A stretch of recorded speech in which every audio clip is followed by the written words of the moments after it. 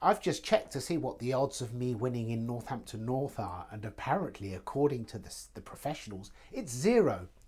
Now, although that doesn't correlate to what I'm hearing, I wouldn't have it any other way, because it is the impossible battles that are invariably the ones worth fighting for. And ultimately, I'm not somebody who's just been parachuted in to win a safe seat. I'm somebody who was born and bred in Northampton, who is standing for their hometown. And even though I feel passionately about the national issues that we all know and hear about every day, I'm also concerned about fighting for the local issues: education, housing, healthcare and crime. That's just to start with. So let's wait and see. All I know, from where I began until now, there has been a massive change.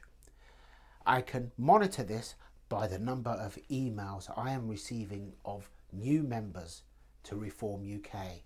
And there are days where I struggle to get away from my desk because I try to reply to everyone personally. The number of people offering to support me in my campaign is increasing.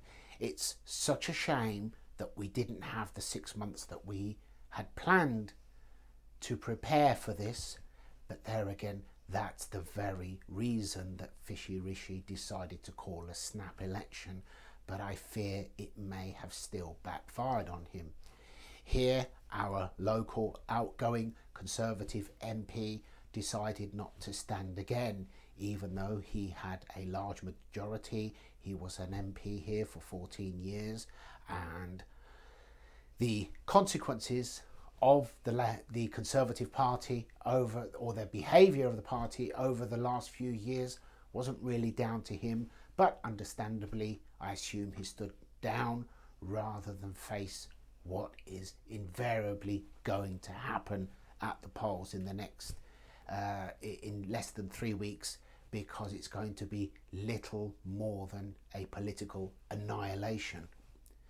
As for me, I'm standing for the reasons that I've said. I'm going to continue my fight. Unfortunately, I won't be able to get round everybody because there's just not enough time, and I've not had enough support to kick off my campaign from day one. So I'm focusing on being able to speak to people, not just online, but in public meetings.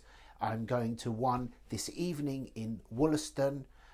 I'm holding a meet and greet in the town centre tomorrow between 12 and 2 at the Charles Bradlaugh. If you're around, feel free. If you want to pop in and speak to me, ask any questions, you're very welcome. And then I will be holding a public meeting at the Charles Bradlaugh in the function room upstairs on Sunday from 6 o'clock. Myself and several other candidates from Northamptonshire will be there. You'll be able to hear what we have to say, and we'll be available to ask your questions and answer your questions, and hopefully this way I can get round to speak to more people in less time. And if you're in a different part of the constituency and a few of you would like to gather together, get in touch with me and I'll try and arrange a time and place where we can meet and I can speak to all of you collectively, because there's so much to do and just not enough time. Anyway, that's all for now. Thank you very much. Have a wonderful weekend and I will be back soon. Bye bye.